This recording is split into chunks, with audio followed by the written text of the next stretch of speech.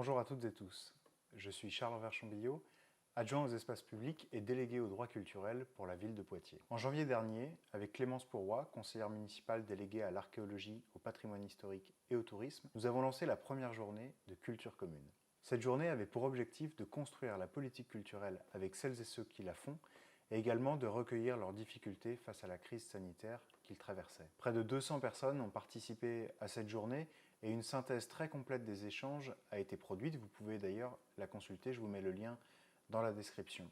Cette synthèse, elle a été présentée à la presse en avril dernier, mais également envoyée à la ministre de la Culture, au président du conseil régional et au président du conseil départemental, comme nous y étions engagés. Lors de cette journée, 13 thématiques étaient proposées et 8 ont particulièrement été abordées. Parmi celles-ci figuraient l'éducation artistique et culturelle, la mise à disposition de locaux, l'égalité, la lutte contre les discriminations, les projets de territoire ou encore la programmation dans l'espace public. Dans la synthèse dont je vous parlais tout à l'heure, vous pourrez consulter les pistes d'amélioration, les propositions concrètes ou encore les références inspirantes issues d'autres villes qui ont été proposées par les participants et les participantes. À l'issue de cette journée, 3 groupes de travail ont émergé pour pouvoir poursuivre la réflexion, la pousser un peu plus loin. 2 qui seront lancés cette année, le premier sur l'égalité et la lutte contre les discriminations, et le second sur la programmation dans l'espace public, comment est-ce qu'on programme des compagnies artistiques dans l'espace public.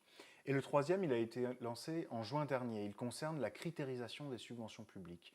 Autrement dit, comment est-ce qu'on affecte, comment est-ce qu'on répartit l'enveloppe budgétaire que nous avons aux associations culturelles. 24 structures volontaires ont participé à 3 demi-journées de réflexion et le fruit de ces travaux nous permettra, à nous élus et au service de la ville de Poitiers, de pouvoir définir un règlement d'intervention, des règles claires, connues de toutes et tous, afin de pouvoir affecter ces subventions. Ces règles, elles vont être mises en place dès l'année 2022 dans une première phase d'expérimentation et on fera le bilan à l'issue de celle-ci pour voir ce qu'il y a à réajuster. Ce qui ressort également de cette journée de janvier dernier, c'est la volonté des participants et des participantes de créer des moments de rencontre pour pouvoir échanger, évidemment, se voir de manière formelle ou informelle, mais également peut-être de faire naître de nouveaux projets.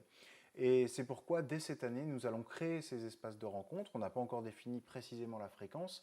Est-ce que c'est chaque trimestre? Est-ce que c'est tous les 2 mois? On va affiner cela dans les semaines qui viennent. Et la première rencontre, elle a déjà une date, c'est le 22 septembre, au Confort Moderne, à 18h30.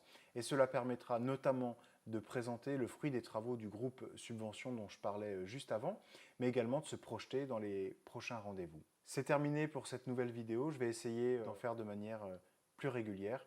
Et à très bientôt donc pour une nouvelle vidéo.